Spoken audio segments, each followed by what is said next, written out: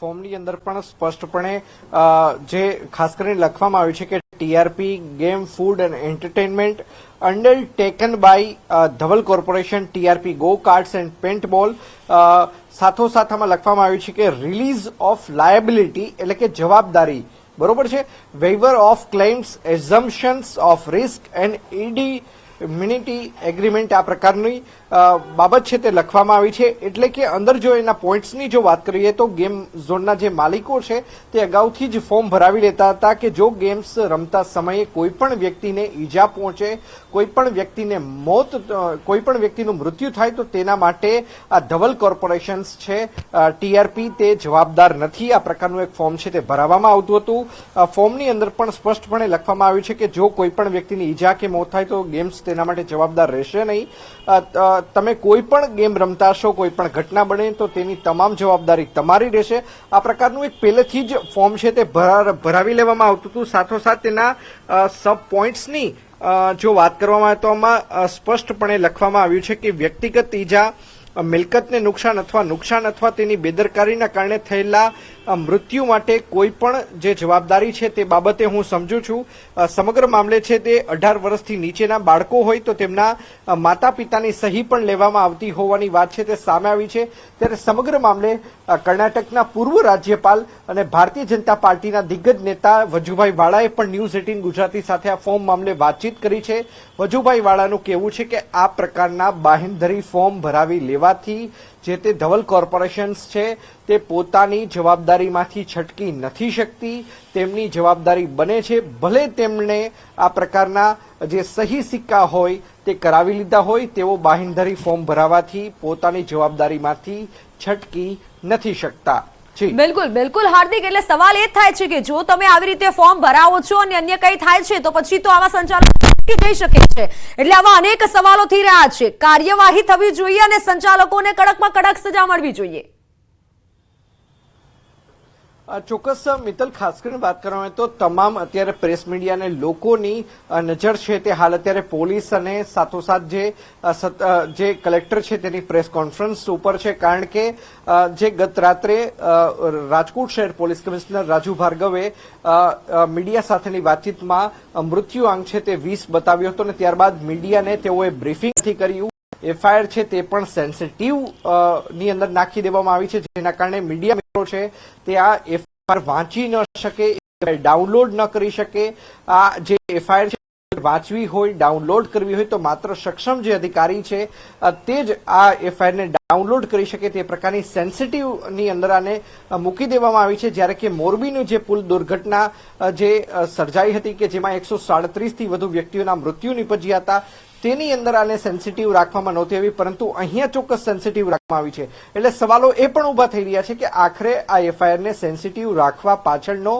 રાજકોટ શહેર પોલીસની કયા પ્રકારની મનસા છે કારણ કે જો રાજકોટમાં એક પરપ્રાંતીય વ્યક્તિ હોય કે જેને મકાન ભાડે રાખવું હોય અને તેનો માલિક છે પોલીસને જાણ ન કરે તો પોલીસ જાહેરનામાનો ભંગનો ગુનો નોંધે છે મકાન માલિક અને પરપ્રાંતીય વ્યક્તિ વિરુદ્ધ ત્યારે પોલીસ સ્ટેશન વિસ્તારની અંદર છેલ્લા 2 વર્ષથી આ પ્રકારે ધીકતો ધમધમતો આ ધંધો ચાલી રહ્યો હતો કોઈ પણ જાતના લાયસન્સ વગર કોઈ પણ જાતની ફાયર એનઓસી વગર તો શા માટે પોલીસની નજર ના ગઈ શા માટે રાજકોટ મહાનગરપાલિકાના ફાયર વિભાગની જાણ ન થઈ અધિકારીઓ શું નિંદ્રાધીન હતા કે શું આ પ્રકારના સવાલો છે તે પણ ખાસ કરીને સામે આવી રહ્યા છે ત્યારે સમગ્ર મામલે વજુભાઈ વાળાએ ન્યૂઝ 18 સાથેની વાતમાં કેટલાક અહેમ સવાલો પણ ઉઠાવ્યા છે કે અધિકારીને મીઠાશ મળતી હશે તેના કારણે જ તેમની મીઠી નજર હેઠળ આ ધમધમતો જે ધંધો છે તે ચાલી રહ્યો છે અને સાથોસાથ તે કેવું છે જવાબદાર અધિકારી વિરુદ્ધ પણ કડકમાં કડક પગલા છે તે લેવા જોઈએ ખાસ કરીને મોરબીની આપણે જે વાત કરી હતી તેમાં પણ કોઈ અધિકારીનું નામજોગ એફઆઈઆરમાં નામ નહોતું અત્યારે પણ નામજોગ એફઆઈઆરમાં નામ નહીં કોઈ પણ અધિકારીનું જી અંકિત બિલકુલ આભાર માહિતી બદલ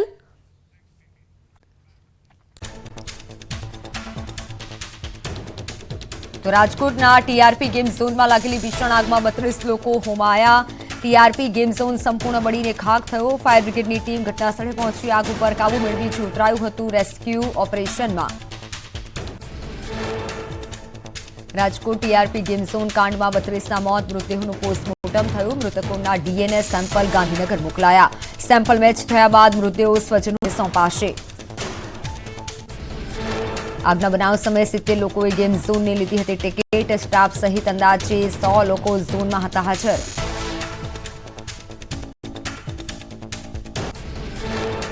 ગેમ ઝોનના જનરેટર માટે 1500 થી 2000 લીટર ડીઝલ રખાયું હતું. ગો કાર રેસિંગ માટે 100 થી 1500 લીટર પેટ્રોલ સ્ટોરેજ કરાયું હતું. શનિવારે 99 રૂપિયાની સ્કીમ હોવાથી મોટી સંખ્યામાં આવ્યા હતા લોકો. રાજકોટ ક્રાઇમ બ્રાન્ચે ગેમ ઝોનનું ડીવીઆર કર્યું કબજે. ગેમ ઝોનના સીસીટીવીએ આ કાંડના ખોલ્યા રાઝ. સીસીટીવીમાં વેલ્ડિંગ દરમિયાન તણખો નીચે પડ્યો હતો. જોતજોતામાં આગ વિકરાળ સ્વરૂપ ધારણ કર્યું હતું. ગેમ ઝોનના સંચાલકોની ગંભીર બેદરકારી સામે આવી. ગેમ ઝોનની ફાયર એનઓસી લેવામાં નહોતી આવી. ગેમ ઝોનમાં માત્ર એક જ એન્ટ્રી ગેટ હતો અને તપાસ ટીમ એસઆઈટી અધ્યક્ષ સુભાષ ત્રિવેદીનું નિવેદન, કહ્યું પીડિતોને ન્યાય મળે તે માટે નિષ્પક્ષ તપાસ થશે. તો રાજકોટમાં મોતના ગેમ ઝોન કાંડમાં મોટો ખુલાસો. 28 ને ભરખી જનાર ગેમ ઝોન અંગે મોટો ખુલાસો. ગેમ ઝોન સંચાલકોની ગંભીર બેદરકારી સામે આવી. ગેમ ઝોનમાં પ્રવેશ નિકાસ માટે ફક્ત એક જ ગેટ. ગેમ ઝોન કાંડ મામલે એસઆઈટીની કરાઈ રચના. એફએસએલ, ફાયર અને પોલીસ અધિકારીઓનો સમાવેશ. રાજકોટ ગેમ ઝોન કાંડમાં મોટા ખુલાસા. કરુણાંતિકાના એક દિવસ પહેલા મળ્યા હતા સંકેત. એક દિવસ અગાઉ સામાન્ય આગ લાગી હતી પણ પગલાં નહોતા લેવાયા. આગના બનાવ બાદના સામે આવેલા એક વિડીયોએ ઉઠાવ્યા અનેક સવાલ. તો રાજકોટ કાંડમાં બેદરકારીના દ્રશ્યો સામે આવ્યા. ગેમ ઝોનમાં રાખેલા ફાયર સાધનો શોભાના ગાંઠિયા સમાન. ફાયર સાધનો કનેક્શન વગર જ રાખવામાં આવ્યા હતા ગેમ ઝોનમાં, જ્યારે 3.5 વર્ષથી ચકાસણી વગર ધમધમતું હતું ગેમ ઝોન. રાજકોટ અગ્નિકાંડમાં સંઘણાવના વિરેન્દ્રસિંહનો માળો વિખરાયો. વિરેન્દ્રસિંહના પત્ની, પુત્ર અને સાઢુના બાળકો આ ગેમ ઝોનમાં ગયા હતા. વિરેન્દ્રસિંહના સાડા, ભત્રીજી, દીકરો અને સાઢુના દીકરા ગુમ, જ્યારે પરિવારના 2 સભ્યો હોસ્પિટલમાં દાખલ. રાજકોટમાં પરિવારનો મોટો દાવો કરવામાં આવ્યો. યુવક હજુ પણ લાપતા હોવાનો દાવો. ગેમ ઝોનમાં કામ કરતો યુવક હજુ પણ લાપતા. પરિવાર શોધ્યો છે લાપતા યુવકને. રાજકોટ અગ્નિકાંડ બાદ પણ કેટલાક પરિવારજનોમાં તેમના સ્વજનો જીવતા હોવાની આશા. એક મિત્ર તેમના ભાઈ જેવા મિત્રને શોધવા આવ્યા. પ્રદીપસિંહને તેમનો મિત્ર જીવિત છે તેવો વિશ્વાસ. કહ્યું કે અગ્નિકાંડ બાદ મારા મિત્રનો 10 વાગ્યા સુધી ફોન ચાલુ હતો. આ તરફ રાજકોટમાં આ કાંડમાં વેરાવળથી આવેલું યુગલ હાલ લાપતા. 2 મહિના પહેલા જ યુગલના થયા હતા લગ્ન. જેઓ ગેમ ઝોનમાં આવ્યા હતા અને અગ્નિકાંડ બાદ આ યુગલ મિસિંગ છે. પરિવાર હોસ્પિટલની બહાર રડતી આંખે જોઈ રહ્યા છે રાહત. રાજકોટમાં ટીઆરપી ગેમ ઝોનમાં નોકરી કરતા યુવક કલ્પેશ બગડાએ અગ્નિકાંડમાં જીવ ગુમાવ્યો. મૃતક યુવક કાકા મનસુખ બગડા સાથે ન્યૂઝ 18 ગુજરાતીએ કરી વાતચીત. કાકા મનસુખ બગડાએ પોતાનું દુઃખ વ્યક્ત કર્યું. રાજકોટના અગ્નિકાંડમાં અનેક પરિવારોએ તેમના સ્વજનો ખોયા છે. કેટલાક પરિવારજનો તેમના સ્વજનોની સારવાર ચાલી હોવા હોસ્પિટલની બહાર કરી રહ્યા છે પ્રાર્થના. રાજકોટ ના પગલે સીએમ ભૂપેન્દ્ર પટેલ એમ્સ પહોંચ્યા. એમ્સ હોસ્પિટલ ખાતે રાખવામાં આવ્યા છે મૃતદેહ. 16 મૃતદેહોના કરાયા છે પીએમ. સીએમ ભૂપેન્દ્ર પટેલે દુર્ઘટનાની લીધી મુલાકાત. હોસ્પિટલમાં પીડિતોની જાણ આપી હતી. કલેક્ટર કચેરીમાં છે બેઠક. સામે પ્રત્યક્ષદર્શીનું નિવેદન કે નીચે આગ લાગી હતી તો અમે નીચે ભાગ્યા. નીચે ગયા તો એન્ટ્રી અને એક્ઝિટ એક જ હતા. સ્મોક પણ એટલો હતો કે શ્વાસ લેવામાં તકલીફ પડતી હતી. રાજકોટ અગ્નિકાંડને લઈને ગૃહ રાજ્યમંત્રી હર્ષ સંઘવીએ કલેક્ટર કચેરી ખાતે બેઠક યોજી. મેયર બીનાબેન પેઢડિયા, શહેર પ્રમુખ મુકેશ દોશી, સ્ટેન્ડિંગ કમિટીના ચેરમેન જયમીન ઠાકર, રાજ્યસભાના સાંસદ રામભાઈ મોકરિયા, ધારાસભ્ય લાડા સહિતના બેઠકમાં હાજર રહ્યા. રાજકોટ આ કાંડમાં સ્પેશિયલ ઇન્વેસ્ટિગેશનની ટીમના અધ્યક્ષ સુભાષ ત્રિવેદીનું નિવેદન. કહ્યું કે સમગ્ર ઘટનામાં કોણ જવાબદાર છે તે અંગે તપાસ કરવામાં આવશે. પીડિત પરિવારને ન્યાય મળે તે માટે અમે નિષ્પક્ષ રીતે તપાસ કરીશું. રાજકોટ આ કાંડ અંગે કથાકાર મુરારી બાપુએ પણ શોક વ્યક્ત કર્યો. ઘટનાને દુઃખદ ગણાવી વાલીઓને બાળકોનું ધ્યાન રાખવા માટે ટકોર કરી. સાથે મૃતકોના પરિવારજનોને રાહત ફંડ માટે 5 લાખ કર્યા અર્પણ. રાજકોટ ટીઆરપી અગ્નિકાંડને લઈને રાજકોટ બાર એસોસિએશનનો નિર્ણય. એક પણ વકીલ આરોપીઓ વતી નહીં લડે કેસ. રાજકોટ બાર એસોસિએશન દ્વારા કરવામાં આવ્યો ઠરાવ. રાજકોટ કાંડ બાદ ધોરાજીના કોંગ્રેસના પૂર્વ ધારાસભ્ય લલિત વસોયાનું નિવેદન. કહ્યું કે ગુજરાતમાં દુર્ઘટનાઓ બની છે. દુર્ઘટના બાદ તંત્ર જવાબદારો સામે પગલાં લેવામાં નિષ્ફળ નીવડ્યું છે.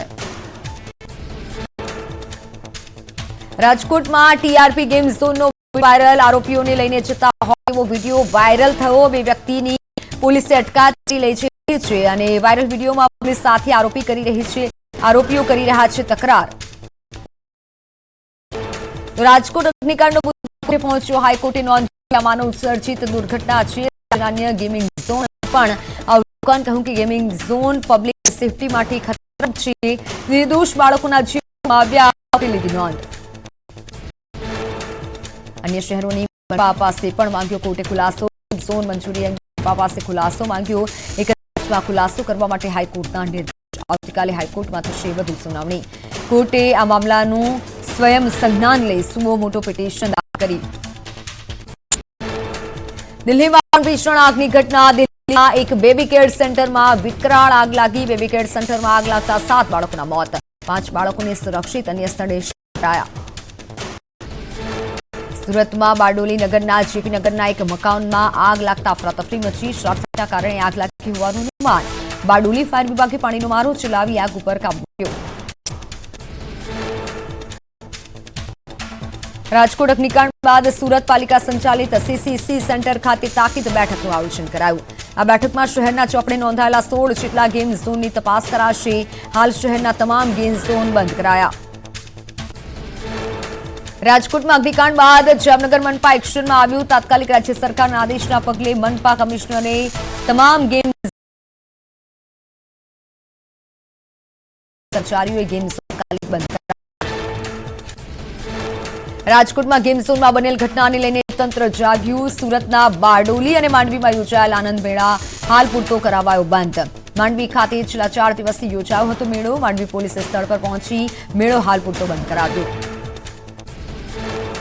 રાજકોટ અગ્નિકાંડ બાદ ભાવનગર મનપા એક્શનમાં આવ્યું. શહેરના મુખ્ય 3 ગેમ ઝોન કરાવ્યા બંધ. મનપા કમિશનર એનપી ઉપાધ્યાયે કરી કામગીરી. 3 ગેમ ઝોનની કરવામાં આવશે ચકાસણી.